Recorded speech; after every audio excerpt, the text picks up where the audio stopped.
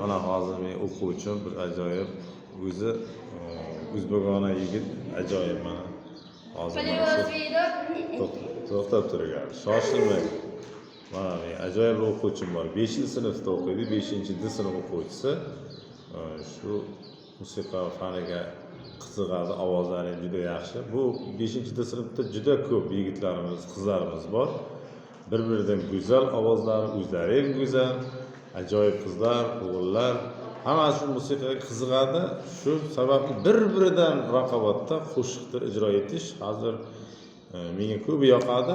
Chiroylisi mana o'zbekona yigitimiz ruscha qo'shiqni bilasizlar, hammamiz ko'p eshitganmiz. Shu qo'shiqni bir hikoya qilib bering deb iltimos qildim mana shu o'quvchimdan. Bo'ldi, ustozi tayyorlab bergan ekan. Qani bitta eshitsak. Marhamat. Плюс видок, видочек, утренний ясный цветок, соловья завис, листочек, сок, вперед завикла той, начнись послушать волю по траве силе пустой, соловья завис, листочек, сок, вперед завикла той. Матушка земля, белая рирозка, ланина свидая руч, ядроды санозарка. Endi bu hayajon bor. Nimaga hayajon bor? Shu kameraga olgan paytda o'quvchilarimiz keyin sahnaga, doskaga chiqqan paytlarda hayajon tutib qoladi o'quvchilarimiz. Shu. Lekin o'tirgan joyida bir chiroyli qilib ijro etadi. Shu sahnaga chiqqandan keyin hayajon tutadi. Shundaymi?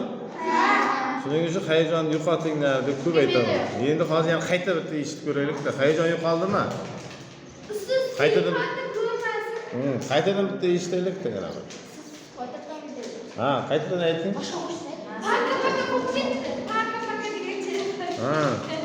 Qaytadan boshladik.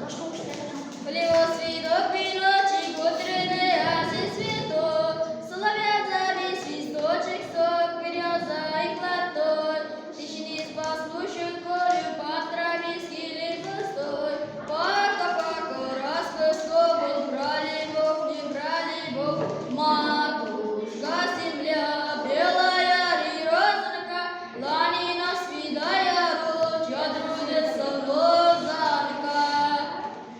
Olmayın. Hammasidan go'zal, bir-birlaridan chiroyli, ovozlariga ovoz. Ularning ovozlarini to'g'rilaymiz, xudo xolasa, chiroyli qilib, hali bular 5-sinf, 6-7 bor. Xudo xolasa, gapimizdan chiqmasa, xudo xolasa yangi aktiv nizomlarimiz qurildi, yangi maktablar qurildi, xudo xolasa, bular bilan birga ishlaymiz, xudo xolasa. Juda chiroyli ovozlarni ajratib olamiz. Rahmat.